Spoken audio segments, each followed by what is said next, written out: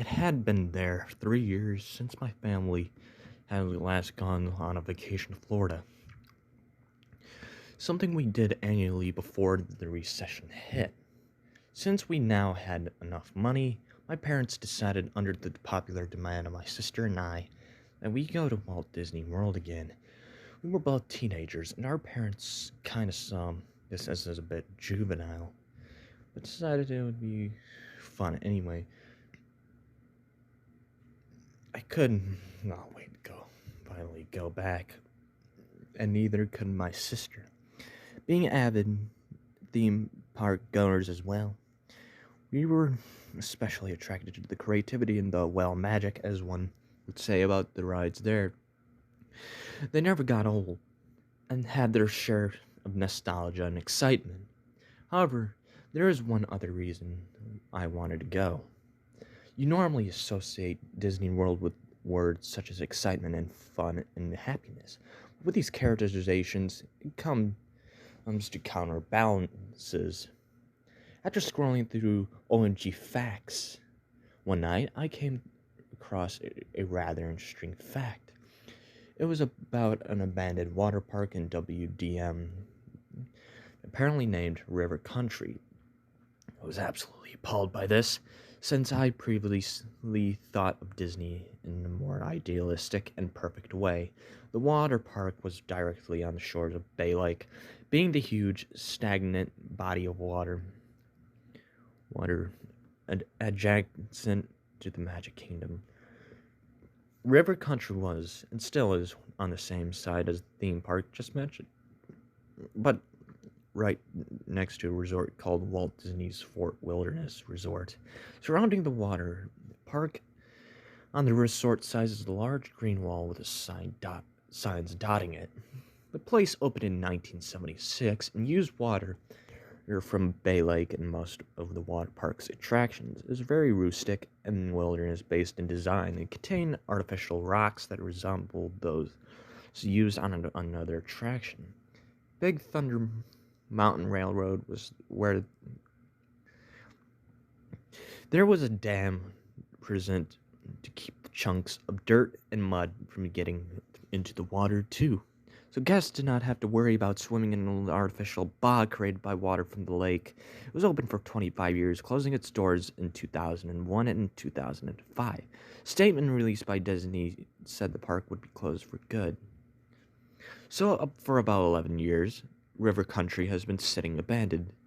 Nature is in its advantage of stages of reclaiming the area, but the slides remain, and so do the artificial rocks. And the small pond, now a swamp, that was used for swimming. Many urban explorers have infiltrated the area, jumping over the walls to get to the footage of the abandoned theme park. One of the most controversial things about the park nowadays is why it's closed, which is what I destined to find out. I wanted to see some real footage of the area before it was closed as well, since from what I heard, I was very joyous and very bustling about with tourists compared to its ghost town status today. I was without internet at the time, so about 2 days before we were planning to leave, I went to the local library, which archived many old videos that people in my community had dug up in their attics, and donated to the library to be a part of the small historical society. Hoping that I might find some good footage, I asked the librarian if they happened to carry any videos concerning family vacations.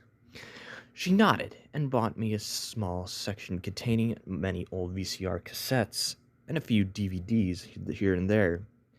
About half an hour of searching, I finally came across a cassette with the words "old-fashioned swimming hole" inscribed on top of it. This was a term used to describe River Country during its glory days, so I took it. Almost certain that it was the footage I was looking for, I asked the librarian if I could sign it out, but she told me that the historical videos had to stay in the library. I could, however, watch the video in the small conference room behind the front desk. The librarian led me to a windowless room, and I took a seat in front of the television. She left the room and closed the door so that the audio would not disturb any other library patrons. I popped the cassette into VCR under the TV and turned the lights off so I could see the video better. I was expecting the quality to be low anyway. For about half of a minute or so, the screen was gray and was accompanied with a loud beeping noise, typical for old VCR cassettes. The gray soon disappeared, showing footage of two individuals in front of the entrance to River Country. They were both men, and it was either way very late at night or very early in the morning, as nobody else was in the park. One of the very few water park's lights were on. On the bottom left corner of the screen was the date, November 1st, 2001. This was displaced. This was significant because the park closed for good the very next day on November 2nd. The two men were talking about how they had been denied the entrance to the park in the morning since it reached its guest capacity limit.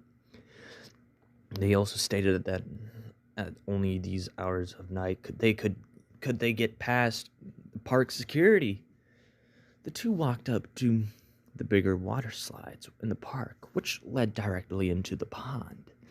Supplied by the green waters of Bay Lake, they once both got to the top of the water slide, which was encircled by an artificial orange rocks. One man prepared to slide down. The two laughed over what seemed to be an inside joke, and finally the cameraman ended up pushing his friend down. I heard him scream in delight as he descended into the pond. The cameraman then proceeded back the way they came to the slides. Across a bridge, the small lagoon. He ended up back at the pond shore, where the sound of a splash was heard. This is when the video started to unsettle me a little. After waiting at the shores of the pond for about 3 minutes, nobody surfaced. The cameraman began to cry his friend's name frantically and started to run back to get help at the Fort Wilderness Resort. He stopped abruptly, though, at what seemed to be a kiddie area. A small, shallow pond. On hearing a faint cough, he instantly turned around and saw a barely visible shadow about 10 or so feet behind him. Relieved, the cameraman started to approach his friend, glad that he was okay, but again, he abruptly halted. The friend's head was hanging down. He slowly inched it up. The cameraman started to hyperventilate as the feature of the other man's face began to show. Crimson, dry blood was caked around his mouth, and some was even dripping off his chin. He was missing all the hair on his head as well.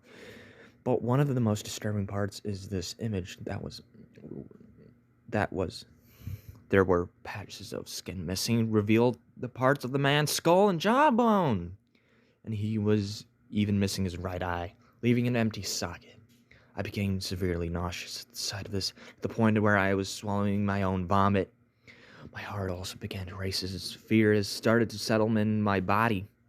As the last minute of the film approached, the horrendous figure muttered something that sounded like there is no hope under the water.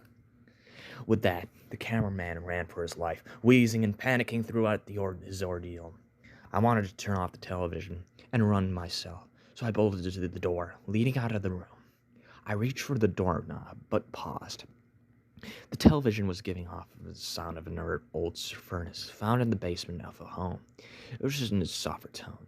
This tone, for some reason, kept me from moving away. I was just staring blankly at the television. The cameraman was still sprinting, but he did not seem to make any progress. He ended up back at the large pond where the slide had dumped his friend. You could still hear him sobbing softly, fearing for his life. Suddenly, the tape began to gradually slow down, as the man frantically looked down from side to side. The audio volume, along with the furnace sound, went up as the video lagged. Haltingly, the cameraman turned all the way around and shrieked at the sight of his friend. The video paused on this frame, exposing the caked blood all over around the man all over the other man's face. The top of the skull bones was now completely exposed. His right eye still missing. His mouth was wide open and was coming from it what looked like a combination from the water, the Bay Lake, and bile. This stayed on screen about 10 seconds and switched to a black screen displaying one single message. The epidemic begins today. Instantly, the power went out, and I was left alone in the darkness of the conference room. I became so terrified as I could not see a thing, and I could not see the door either. I began to shake in absolute fear. The river country has closed because of this, and it was obvious. Walt Disney World had been keeping a disgusting secret. I rushed to the other side of the room, disorientated, but all I felt was warm breath seeping down my neck and the smell of bile.